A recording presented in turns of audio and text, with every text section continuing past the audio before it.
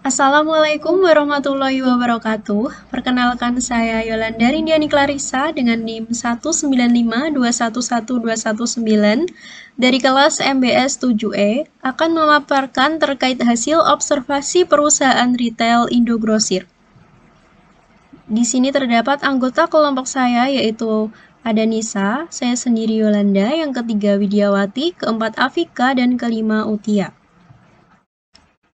Untuk topik pembahasannya, yang pertama ada sejarah Indogrosir, kedua visi dan misi Indogrosir, ketiga profil Indogrosir Solo, keempat produk bisnis Indogrosir, kelima aspek pemasaran pada Indogrosir, keenam aspek sumber daya manusia pada Indogrosir, ketujuh lokasi Indogrosir, kedelapan tata letak ruang Indogrosir, kesembilan manajemen relasional bisnis retail CRM Indogrosir, ke-10 analisis perilaku konsumen Indogrosir, ke-11 analisis pengelolaan bisnis retail Indogrosir, dan ke-12 kelebihan dan kekurangan Indogrosir. Yang pertama ada sejarah Indogrosir. Indogrosir, wholesale atau reseller, adalah toko besar atau trader yang membeli produk atau barang ke prinsipal dalam jumlah besar dan menjual lagi produknya kepada pengecer kecil atau toko-toko kecil. Toko pertama Indogrosir didirikan sejak tahun 1993, hingga saat ini Indogrosir telah memiliki 25 gerai yang tersebar di Indonesia. Pada tahun 2003, Indogrosir membuka peluang bagi masyarakat luas untuk menjadi mitra dalam bisnis retail dengan nama OMI, atau Outlet Mitra Indogrosir.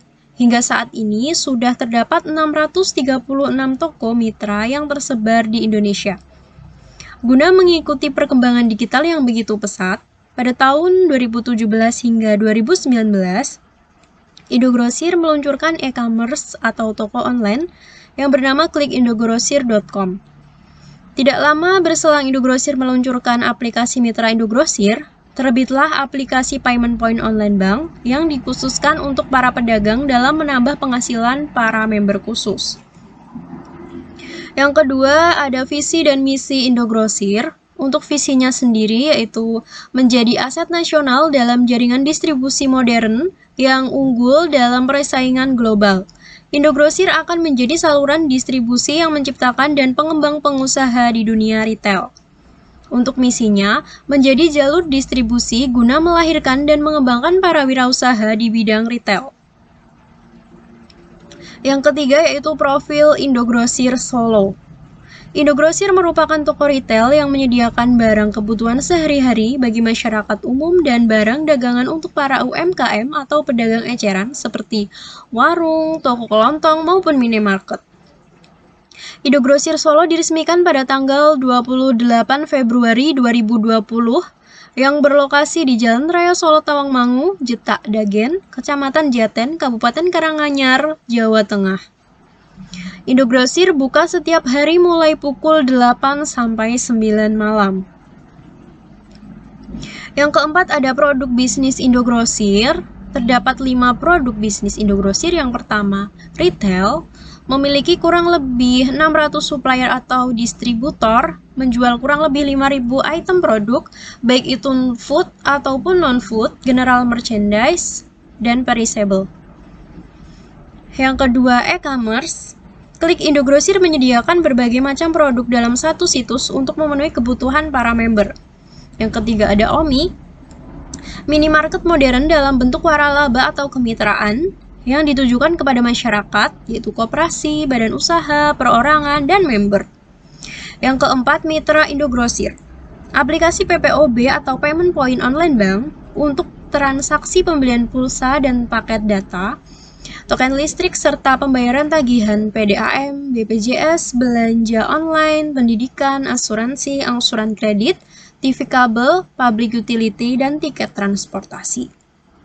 Yang kelima ada TMI atau Toko Mitra Indogrosir, merupakan program pendampingan yang dilakukan Indogrosir kepada calon wirausaha dalam bentuk toko atau warung modern. Yang kelima ada aspek pemasaran pada Indogrosir. Yang pertama promosi dan pasar. Dalam menarik pelanggan, Indogrosir membuat 2 bentuk promosi, yaitu super promo dan harga hemat. Untuk super promo ditujukan kepada member biru dan merah, sedangkan harga hemat ditujukan untuk member merah. Kegiatan ini memberikan harga yang jauh lebih murah daripada harga aslinya. Yang kedua ada segmentasi. Selain pada toko-toko kecil atau pedagang eceran yang membeli produk dalam jumlah banyak dan besar, Indogrosir juga berfokus pada retail dalam penyediaan produk, sehingga calon konsumen tidak perlu khawatir jika ingin membeli dalam jumlah sedikit. Indogrosir hampir mencakup semua kebutuhan konsumen dan rumah tangga, tidak hanya terfokus pada satu golongan ataupun kelompok. Yang keenam ada aspek sumber daya manusia pada Indogrosir. Pembagian sumber daya manusia Indogrosir ada beberapa divisi. Yang pertama, divisi food, di mana membawai bagian food dan perishable, buah, sayur, dan produk segar. Yang kedua ada divisi non-food, yang membawai bagian non-food dan counter atau GMS, general merchandising, khusus rokok dan obat. Yang ketiga divisi member service, yang membawai bagian checking dan member retailer. Yang keempat ada divisi logistik, membawai bagian logistik store dan logistik IDM atau OMI. Yang kelima ada divisi store administration, membawai bagian PGA, personel dan general affair, collection, EDP atau entry data processor, dan kasir. Yang keenam ada divisi business development, membawai bagian business advisor dan location, serta franchise. Untuk lorong food dan non-food sendiri memang dibagi. Jadi setiap lorong yang ada yang bertanggung jawab yaitu pramuniaganya. Shift karyawan sendiri dibagi menjadi dua, yaitu shift pagi dan shift siang. Shift pagi antara jam 8 sampai jam 3, sedangkan shift siang antara jam 3 sampai jam 10 malam dengan alokasi jam istirahat selama 1 jam. Yang ketujuh ada lokasi Indogrosir. Lokasi haruslah di pusat perkotaan yang mana mobilitas perekonomian lancar dan baik. Letak Indogrosir cabang Karanganyar ini merupakan penempatan lokasi yang strategis, karena lokasi Indogrosir yang berada di pinggir jalan raya yang dilewati banyak kendaraan sehingga akan menarik pengunjung untuk berbelanja di Indogrosir. Yang kedelapan yaitu tata letak ruang Indogrosir. Proses pengelompokan menggunakan data transaksi yang dilakukan di Indogrosir dikenal dengan istilah analisis keranjang pasar atau market basket analysis. Metode ini merupakan salah satu dari penerapan dalam teknik data mining dengan melihat pola ketertarikan antar barang yang dibeli dalam satu transaksi atau association rules. Informasi ini digunakan Indogrosir dalam merancang tata letak produk yang dijual. Tata letak ruang berdasarkan survei pada Indogrosir cabang Karanganyar, penataan setiap jenis produk disusun secara rapi. Setiap lorong akan diberi penunjuk jenis produk yang tersedia sehingga pelanggan hanya membaca pelang jenis produk. Untuk produk yang fresh, maka diberikan ruangan khusus sehingga pelanggan merasa nyaman dalam berbelanja. Untuk penempatan lainnya yang terpisah dari produk retail yaitu jenis produk kosmetik di mana terpisah berseberangan dengan tempat khusus makanan fresh. Yang kesembilan, manajemen relasional bisnis retail atau CRM. Yang pertama ada member biru, berlaku untuk umum atau end user. Keuntungan yang diperoleh berupa promosi reguler, berupa potongan harga atau hadiah langsung, atau MyPoint yang dapat digunakan sebagai pemotong pembayaran. Yang kedua, member merah dikhususkan untuk member Indogrosir yang bergerak di bidang usaha retail. Keuntungan yang diperoleh berupa harga khusus dan potongan harga atau hadiah langsung dari Indogrosir. Yang ketiga ada member platinum, diberikan kepada member merah dengan transaksi rata-rata per bulan minimal senilai tertentu. Benefit yang didapatkan berupa harga dan pelayanan khusus. Yang ke-10 yaitu analisis perilaku konsumen Indogrosir.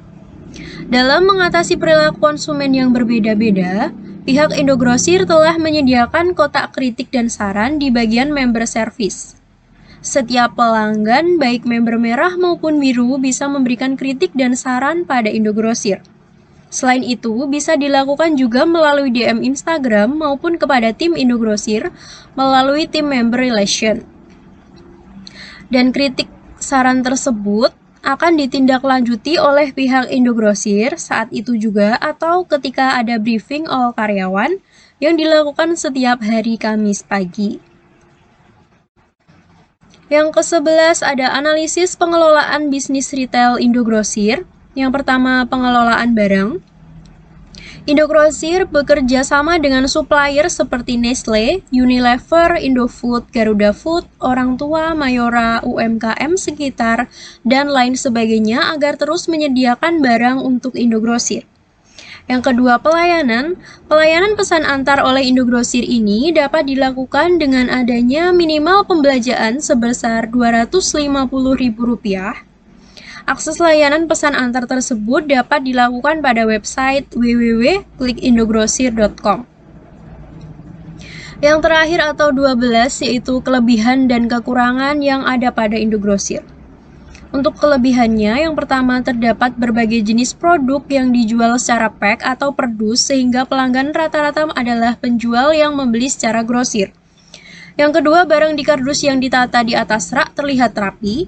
Yang ketiga, gedung tinggi dan luas sehingga pelanggan bebas bergerak.